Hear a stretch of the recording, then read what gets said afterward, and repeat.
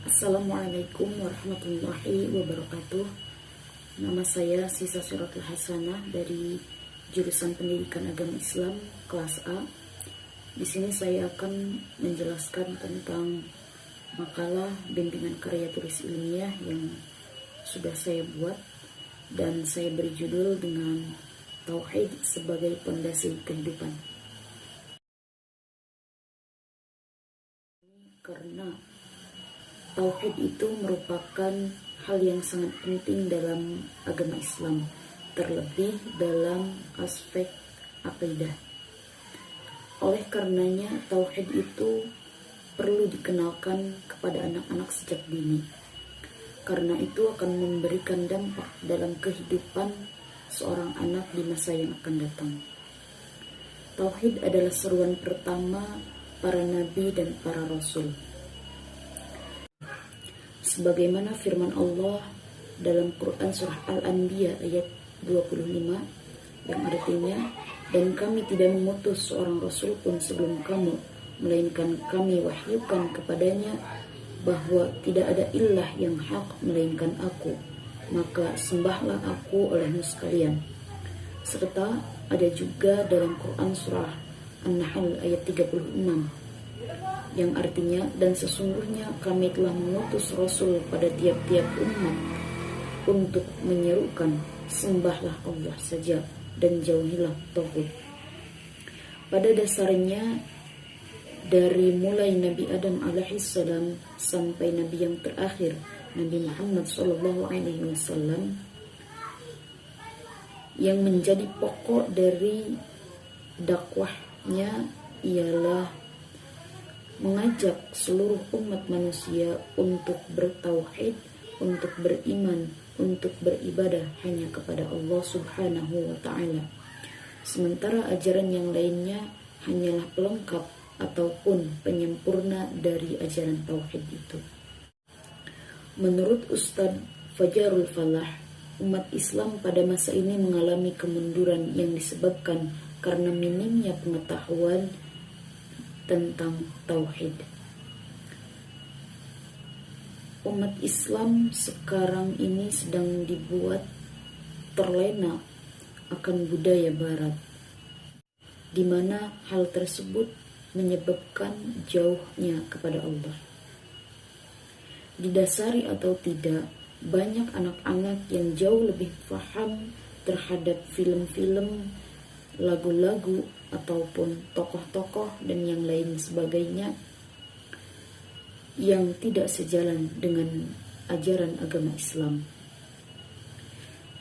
Jika tidak didampingi oleh landasan agama yang kuat, terlebih dalam hal akidah ketauhidannya, akibatnya akan menyebabkan umat manusia gampang terjerumus dalam hal-hal yang negatif. Imbas dari hal itu akan menyebabkan menurunnya atau bahkan tidak peduli terhadap agama. Zaman sekarang di Indonesia saja sudah banyak sekali umat Islam yang menyimpang dari ajaran agamanya, seperti banyaknya pengedar narkoba, pecandu narkoba, seks bebas yang semakin banyak, pemerkosaan, pencurian, dan mungkin yang tidak begitu disadari oleh sebagian masyarakat ialah kasus korupsi di Indonesia yang sangat memprihatinkan. Salah satu contohnya saja, di tengah pandemi sekarang, bantuan sosial yang seharusnya diterima oleh masyarakat dengan full tanpa adanya potongan, tetapi sama pengelolanya dipotong, dan itu dilakukan oleh sekelas menteri. Dan masih banyak penyimpangan-penyimpangan lain yang terjadi di negeri ini. Jadi di Indonesia itu memang umat Islam mayoritas dan merupakan salah satu negara yang memiliki umat Islam terbanyak di dunia. Namun hanya tertera dalam KTP-nya saja, tetapi perilakunya, akhlaknya sama sekali tidak mencerminkan bahwa dia seorang muslim.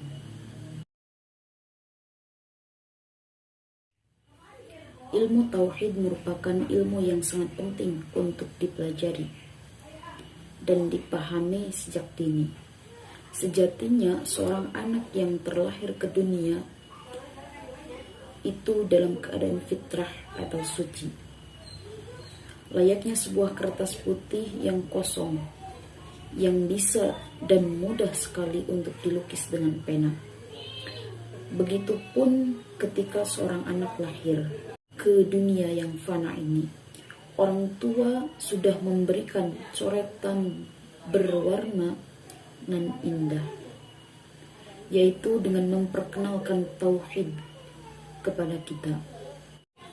Tauhid yang diperkenalkan ialah dalam kalimat-kalimat dalam azan dan iqamah. Peranan pendidikan sangatlah penting untuk memperkuat ketauhidan anak-anak. Pendidikan pertama bagi anak-anak ialah yang terdapat dalam lingkungan keluarga. Sebagaimana hadis Nabi Muhammad SAW, ibu merupakan sekolah pertama bagi anak-anaknya. Hadis ini sudah cukup jelas bahwa pendidikan pertama yang membentuk kepribadian seorang anak ialah orang tua. Maka orang tua harus bisa menjadi sekolah terbaik untuk anak-anaknya. Dalam hal ini yang dibahas ialah tentang tauhid. Jadi orang tua setelah memperkenalkan tauhid dalam azan dan iqamah, kemudian selanjutnya memberikan pengertian, pelajaran tentang tauhid itu apa, bagaimana mengimplementasikan tauhid dalam kehidupan, dan lain-lain. Setelah lingkungan keluarga yang tidak kalah penting dalam pendidikan ketauhidan, dalam pendidikan karakter seorang anak ialah lingkungan masyarakat. Jika sebuah keluarga tinggal di lingkungan yang kurang baik, maka lambat laun anak itu pun akan terpengaruh oleh lingkungan. Tetapi jika sudah memiliki ketauhidan yang kuat, maka bisa saja si anak itu yang memberi dampak positif terhadap lingkungan yang kurang baik itu. Maka alangkah lebih baiknya orang tua itu menitipkan anak-anaknya ke lembaga-lembaga pendidikan non formal, yaitu ke pesantren, ataupun menyekolahkan anak-anaknya di sekolah yang berbasis agama, karena itu akan memberikan dampak yang positif, yang baik bagi kehidupan keagamaannya, kerohaniannya. Beberapa langkah ataupun cara untuk memperkuat ketauhidan kita. Yang pertama, harus bisa menjauhi kesyirikan. Allah Subhanahu wa Ta'ala dalam beberapa firman-Nya dalam Al-Quran menegaskan bahwa syirik itu merupakan dosa yang sangat besar dan salah satu dosa yang tidak bisa diampuni oleh Allah. Kemudian selanjutnya ialah kita harus takut hanya kepada Allah. Menurut Dr. Ali Al-Huzaifi hafizullah, rasa takut kepada Allah akan menuntun hati manusia dalam setiap hal-hal yang baik. Rasa takut kepada Allah juga merupakan salah satu dari cabang tauhid yang harus dikhususkan hanya kepada Allah. Yang selanjutnya ialah bertawakal hanya kepada Allah. Firman Allah Subhanahu wa Ta'ala dalam Al-Quran surah At-Talaq ayat 3 yang artinya, dan barang siapa yang bertawakal hanya kepada Allah, niscaya Allah akan mencukupkan keperluannya. Selanjutnya ialah mentadaburi Al-Quran. kita tidak mungkin tahu tentang iman, Islam, ihsan, dan lain sebagainya tanpa kita tahu isi dari Al-Quran, yang notabene Al-Quran itu merupakan petunjuk bagi umat Islam dan umat manusia. Membaca Al-Quran bukan hanya kita membaca teks Arabnya saja, melainkan kita juga harus bisa membaca artinya, maknanya, sehingga kita bisa mentadaburi isi Al-Quran. Mempelajari Al-Quran sangat penting karena sumber dari agama Islam ialah Al-Quran, selain dari Al-Hadis, Ijma' dan Qiyas. Mungkin hanya sekian yang dapat saya sampaikan.